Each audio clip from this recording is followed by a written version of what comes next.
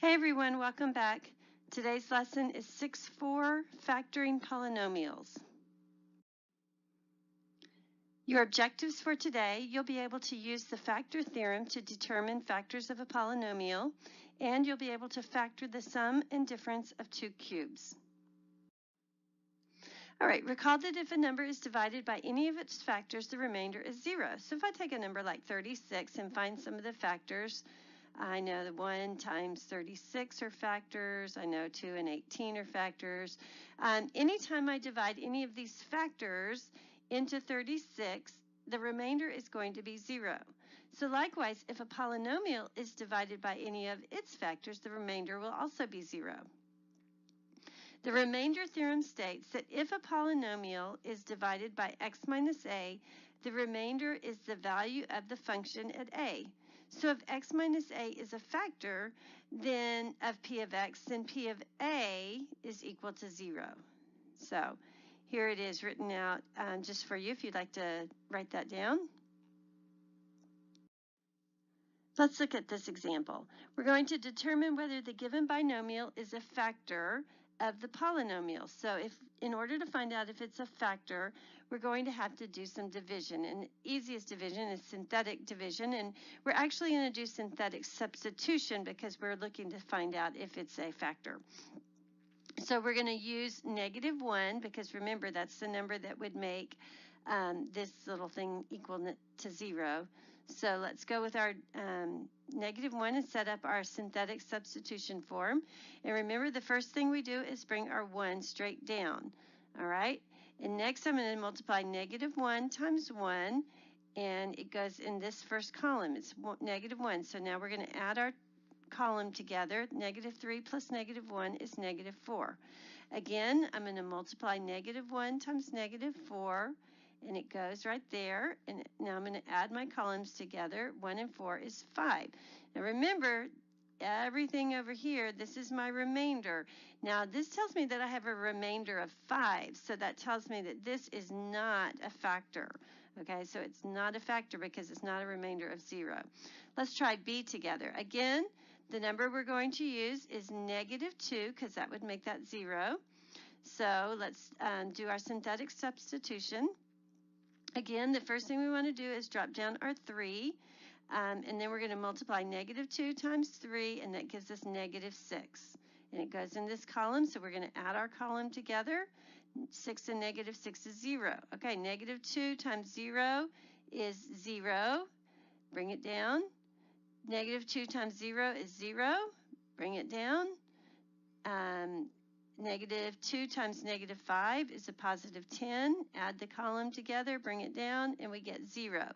This time we end up with a remainder 0. So that tells us that our x plus 2 is a factor of this 3x to the 4th plus 6x third minus 5x minus 10. All right, so try 2 on your own real quick. All right, turn your video off and give it a try. All right, once again, we're going to use synthetic substitution, and we're going to choose the number that makes this 0, and in this case, it would be -2. So we're going to be searching for -2. So set up our synthetic division. -2, remember, the first thing we do is bring our 4 straight down. We're going to multiply -2 times 4, gives me an 8, add my column.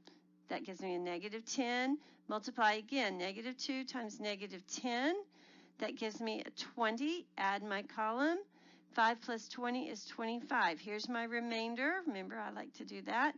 My remainder is not 0, so that tells me that this is not a factor. All right, let's try this one. Now, let's look at this case. We had 3x minus 6. So what are we going to do here? Well, divide the polynomial by 3, then find p of 2. By synthetic division. So what we want to do is set this up. 3x minus 6 equals 0. So 3x equals 6. And so divide everything by 3. So we have x equals 2. All right, so we're going to go by when x equals 2. And in order to do that, we set up our synthetic substitution. Remember, the first number comes straight down, 1. So now we're going to multiply 2 times 1, and that gives me 2. So I'm going to add my column. Negative 2 plus 2 is 0. All right, 2 times 0 is 0. Add my column. 2 plus 0 is 2. 2 times 2 is 4. Add my column. 1 plus 4 is 5, and 2 plus 5 is 10. Add my column. Negative 10 plus 10 is 0. So our remainder is 0, so that tells us that this is a factor. All right, it is a factor. You are already familiar with methods for factoring quadratic expressions. You can factor polynomials of higher degree using many of the same methods you learned in Lesson 5.3. Okay, this example just asks us to factor this polynomial. And when we first look at it, the first thing I would think of is, can I pull an x out of that? No, there's not an x in every term. There's not an x over here. Can I factor out a 5 or a 25 even? No, because these terms don't have 25s in it. So I'm kind of stuck. I'm not really sure what I could do here. But one thing that I can do is I can group my terms together, and then I can do something. So let's look at some terms I could group together. Well, I've got an x cubed and a minus x squared, so I'm going to group those together, x cubed minus x squared. And when I just have this piece, I can actually factor out an x squared. So it would leave me with x squared, and if I factored that out, it would be x minus 1. All right, now I could group this other one together, a negative 25x plus a 25x plus 25. So let's look at that. Negative 25x, let me clean that up a little bit. Negative 25x plus 25. Well, when I look at that, I see I can factor out a negative 25 out of both of those. Negative 25, and that would leave me with x minus 1. All right, so once I group my terms together, now I can see something. I can see that I have a common monomial from each group. I have a common x minus 1. So I'm actually going to factor that out now. So I'm going to say x minus 1 on this, and that's going to leave me with x squared minus 25. Okay, so now I'm doing something, and I look at this x squared minus 25, and I can see that that is going to be the difference of perfect squares. So x squared minus 25 is a difference of perfect squares, and we've learned that as a rule. And the difference of perfect squares is actually x plus 5, x minus 5. So if you don't remember that, you need to go back and review that. And then we still have our x minus 1 here. And so now this is our final answer. We fully factored out this polynomial to the 3 factors. All right, so, and the great thing about math is you can almost always check your work to see if you're correct. And in this case, we can. You can use your calculator. You go to the y equals section and you type in your original polynomial, and then you go into the y2 and go ahead and put in your factored polynomial. Use the table feature on your calculator, and when you do that, you'll see that the table shows that the original function and the factored form have the exact same function value, so that you know you did the problem correctly. All right, and try this one on your own. Turn the video off and give it a try. Okay, so when you first look at this one and it says to factor, always check to see if there's just anything easy we can factor out. And every term does not have an x in it. Every term does not have like a 2 or a 9 or something in it. So we're going to have to factor a different way. So the first thing we should do is go ahead and see if we can group our terms together. So let's group these 2 terms together. So let's put our x to the third minus 2x squared. When I take a look at that, I see I can actually factor out an x squared, and that would leave me with x minus 2, and then I have my plus, and I'm going to take my negative 9x, so I'm going to say negative 9x plus 18, group those together, and I can pull out a negative 9 on both of those, and that would leave me with x minus 2. Okay, so now I see that I could factor out, and the next thing I can do is factor out an x minus 2. And so I'm going to go ahead and write my x minus 2 factored out here, and that leaves me with x squared minus 9. All right, and now that I have that, I look at this and I say, oh, my x squared minus 9 is a difference of perfect squares, so I can factor that out. So that's going to be x plus 3 and x minus 3. And then I'll bring my other factored piece down. And here is the final factored out problem. And there it is. It's in the factored form. Okay, so you can use the table of features, table feature of your calculator to compare the original expression in the factored form. So what you would just do is go back to your y equals section, and you put in there the polynomial, the original polynomial, and you could put your factors in that you came up with. Click on the table setting, and the table shows that the original function and the factored function have the same function values. So whatever I put in for my x, the y's on both of them are going to be the exact same. So if you see that, you know that you did your factoring correct. All right, here's one for you to try on your own. Turn off your video and give it a try. Okay, so once again, this problem tells us to factor, and when I look at the terms, I see that there's nothing I can factor out. But what I can do is go ahead and group my terms together. So I'm going to group my terms together, 2x cubed plus x squared. And when I look at this, I do see that I can factor an x squared out.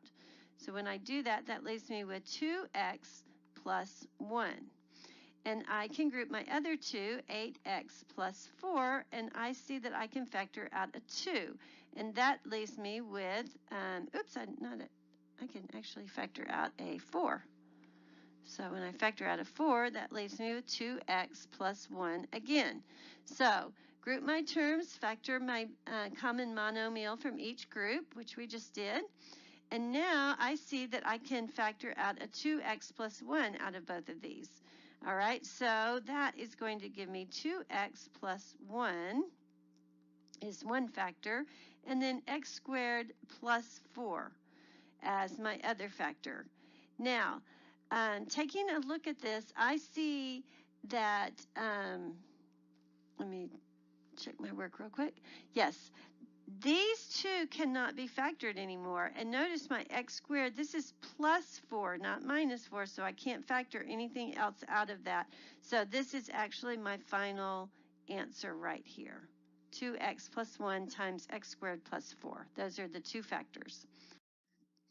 All right, so far we've been doing a lot of factoring, and we have been able to use a special rule for factoring the difference of two squares. And we know how to do that, and that's pretty easy. And there's actually a rule that we can use for factoring the sum of different cubes. So let's take a look at that. So if we have the sum of two cubes, such as a to the third plus b to the third, the actual answer is going to be a plus b, and then times this polynomial, a squared minus ab plus b squared.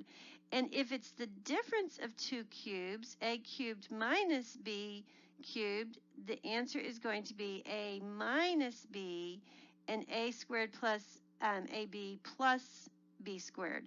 Now, I need you to memorize this formula. You may not use notes on your test. You need to have this formula memorized. Just like you have the rule for perfect cube, for the difference of two squares, you need to have these rules for cubes memorized. All right. Now, I am going to give you a little bit of a help that I use, and it's called the SOAP method, or just SOAP memory is how I remember it.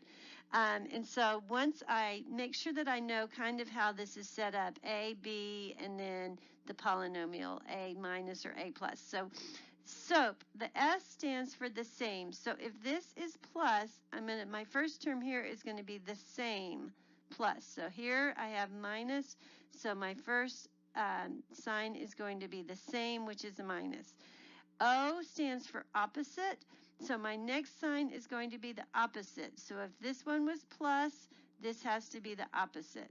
All right, and on the subtraction here, if this was a minus sign, this has to be the opposite. So that's my SOAP. And my next is A and P, and that means always positive. So the last term is going to always be added, always positive. All right, so I have SOAP, same. Let me, let's see. So this is going to be the same. The O stands for opposite, so my next term is going to be opposite. And then always positive. The last term is going to always be added, always plus. Okay, so that's SOAP, so hopefully that will help you. And let's start doing some problems with this. All right, so the example says factor this expression. So when I first look at this, I actually see that I can factor out an x. So the first thing I'm going to do is factor out, and notice I also can factor out a 4 because 4 goes into 108. So I'm going to factor out a 4 and an x, and that is going to leave me with x cubed plus 27. All right, so now I actually have the addition of perfect cubes. So what I want to do is go ahead and write as a sum of cubes. So this is going to be x cubed, and 27 is actually 3 cubed. All right, so now I know an A and a B. All right, the next thing I want to do is use my rule for A cubed plus B cubed. So I know that it's going to be A, B, like this, and then I know this is going to be A squared, AB, and B squared. Okay, so now I'm going to use my SOAP. Remember, the SOAP says the SOAP. So SOAP says the first term is going to be the same. All right, so I'm going to put plus in there because that was plus. The next one says opposite, and the last one is always positive. So there I've got my format. I know that my A is going to be X, so I'm going to say X for my A's. I'll just go ahead and put my X's in there. And my B is 3. All right, so B is going to be 3, 3, and 3. So now that I have that, I just have to fill in and get everything in order here. This is x squared now minus 3x plus 3 squared. So the final answer is going to be x plus 3 times x squared minus 3x plus 9. And that is your final answer. So these are the factors of the perfect cube of this equation right here, polynomial actually.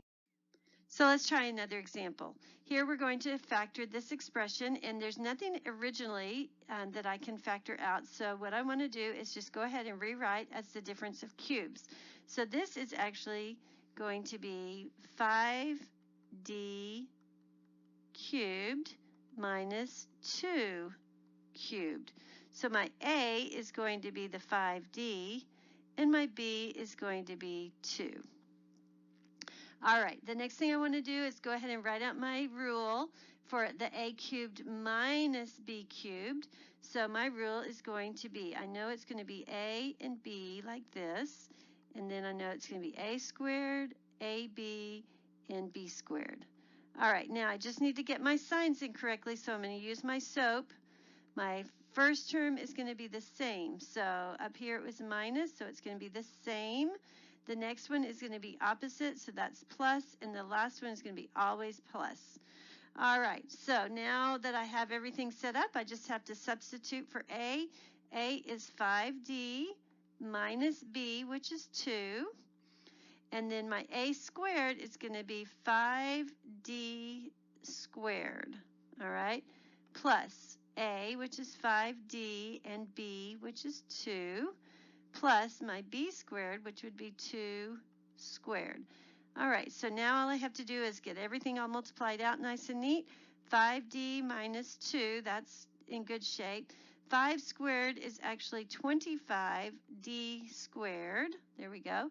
Plus 10d plus 4, 2 squared. All right, and so here is my factored out of my perfect subtraction difference of perfect cubes. All right, now you get to try one on your own. All right, so turn your video off and give this one a try.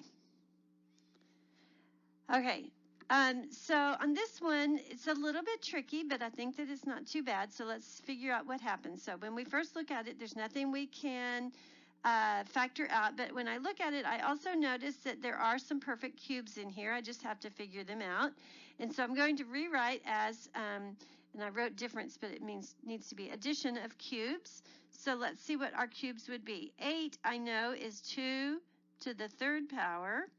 And z to the 6th, when I think about my exponent rules, I know that z squared to the 3rd power is also the same as z to the 6th. So now I've rewritten it as perfect cubes. So the next thing I want to do is remember what my rule is for a cubed plus b cubed, and that is going to be a and b multiplied by a squared. This is going to be an ab, and this will be a b squared.